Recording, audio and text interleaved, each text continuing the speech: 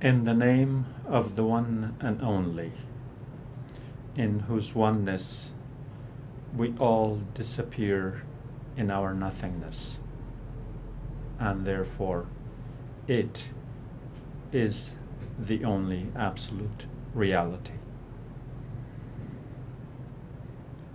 On the waves, my soul sails on this abandoned raft afloat.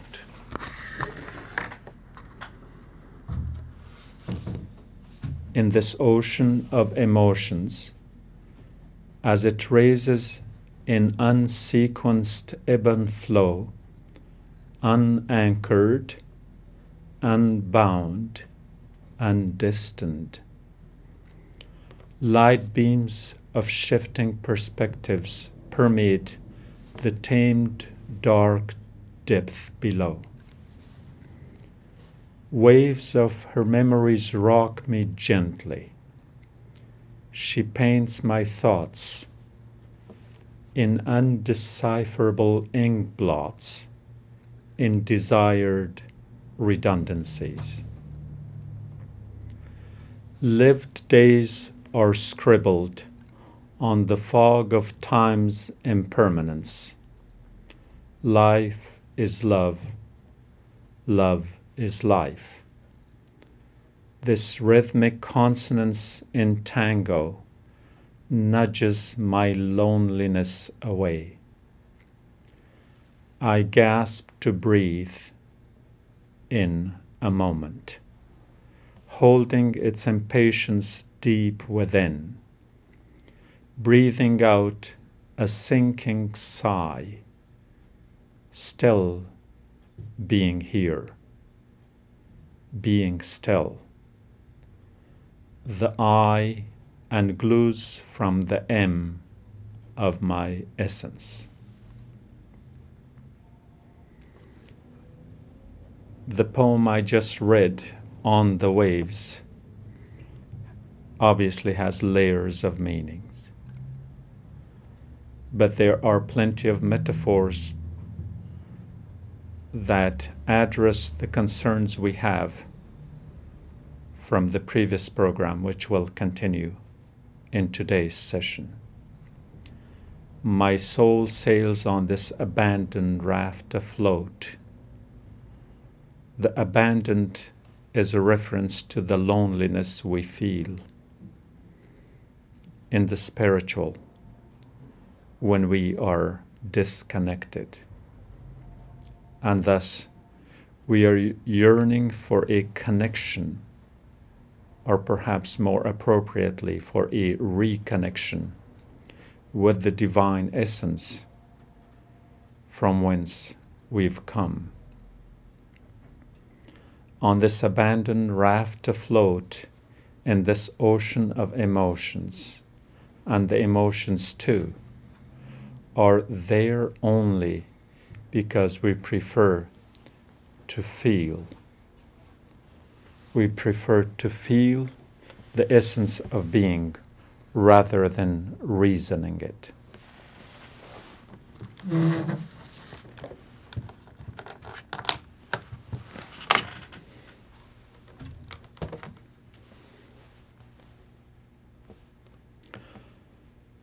So, we may disconnect with the reality down here, but we never give up on reconnecting with the cosmic reality. And it's in that ocean where we need to swim. It's that ocean that rises in unsequenced ebb and flow, implying that its order is not the order we can comprehend.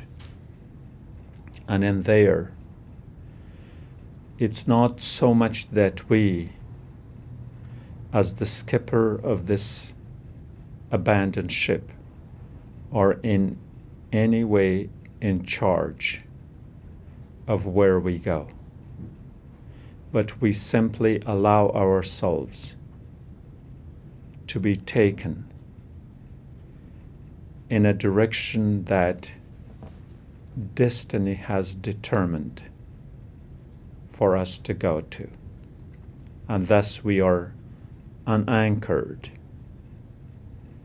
and we are unbound and undestined. You may perceive this to be too much of a deterministic or predeterministic notion, but at certain level that is so. That allows us to pretend that we are in charge, whereas in reality we may not be. Light beams of shifting perspectives permeate the tamed dark depth below. That tamed dark depth below is the depth of the ocean, where we, as a droplet, try to immerse into the oneness of its totality. Sometimes we know, and sometimes we don't know where we are headed. And thus comes the shifting beams of light that lights our way and makes the unknown before us a bit more manageable in terms of human comprehension. Waves of her memories rock me gently. We are memories, in essence, a collective of the human experience we have had and that which we have lived through time. We are a collection of memories and nothing else. Those memories define us. They define our perception. They define who we were and who we have become. And it's those memories that paint our thoughts. Here, the painting may be of hues and shades and colors with which we may not be familiar. But the plethora of the palette of nature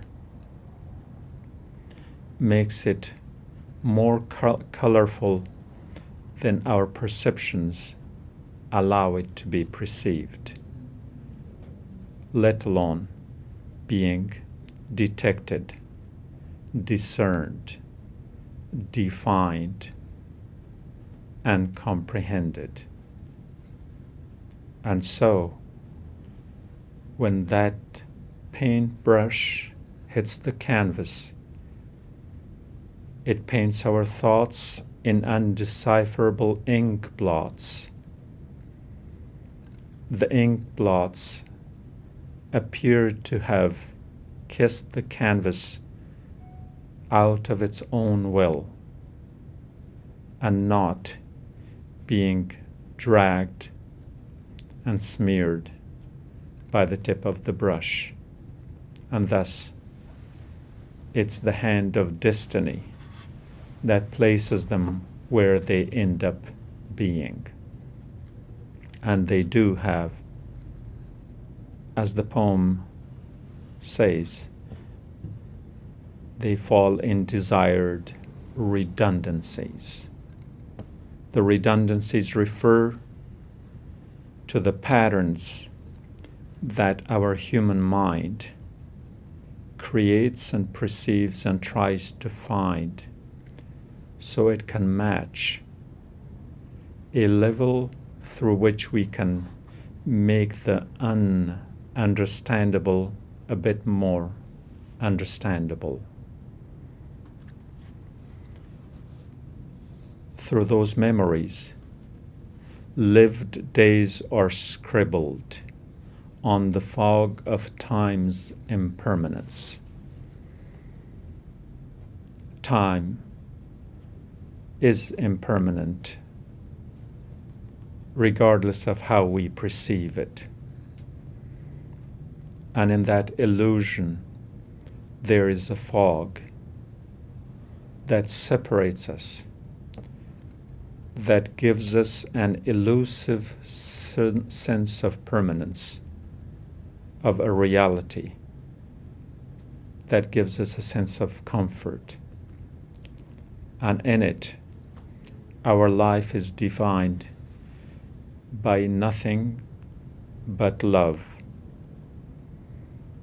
not the human bodily desire, rather the spiritual yearning that constantly remind us where we had come from and where we are headed. And in this rhythmic consonance, in tango nudges my loneliness away, is a reminder to us as individual living beings that we are part of a totality, that we need not feel lonely. And thus we can spread our antennas of spiritual perception to reconnect with that totality, whether we can perceive it through our senses or not. And if a moment is met in that encounter, it's there where I gasp to breathe in a moment. The moment is breathed in because, in a sense, it is owned. You become the time.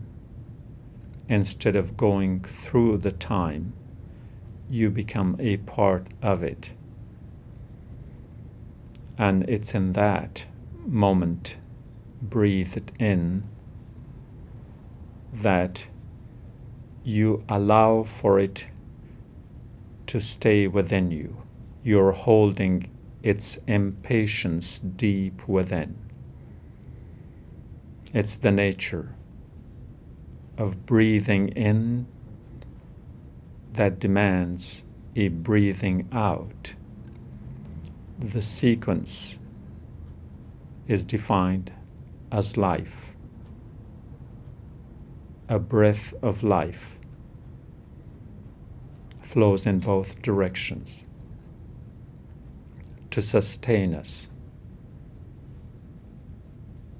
But if you realize within any one such a moment what your true essence is,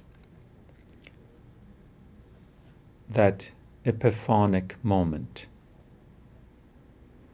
that deep urge, that light that shines upon your heart, it allows for you to breathe out a sinking sigh of appreciating that the mere fact that you're here in this moment, as this moment, is the grace for which you ought to be grateful. And it's in that the I unglues from the M of my essence. The very simple sentence, I am, is more important as an incomplete sentence. Do not put a period at the end. Leave it blank. Leave it with ellipses, because you don't know who you are,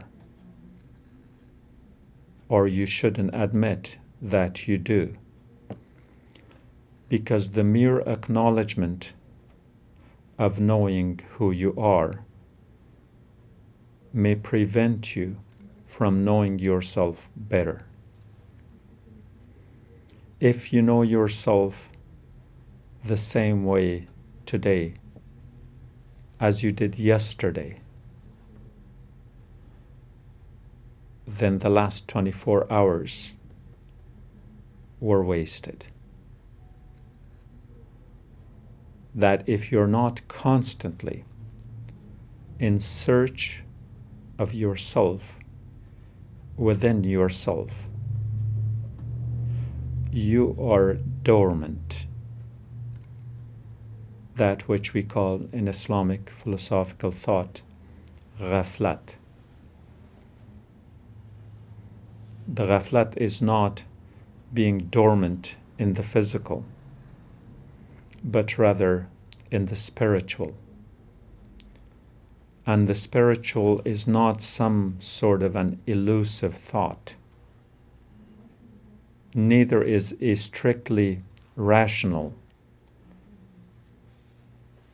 syllogism where you want to find out an answer to the question either in affirmation or in negation of the statement stated many years back, I think, therefore I am. Or perhaps, I am, therefore I think. I think that it's the latter that has more credence. True that we are a thinking being, but our mere rationality is not the totality of our being, but a part of it. And therefore, when we claim I am, we acknowledge the totality of our being, not merely the rational, but the rational, the sensible, the egoistic, the egotistic, the selfless, and the many shades that defines us, and the many media through which we understand ourselves. So, I am of the opinion that I am is a prerequisite for me to be able to think and to do more than just think, to feel, to be, to reason, and yes, to be silent, because it's in the silence that the language of the internal dialogue, or more accurately, of the internal monologue, speaks louder.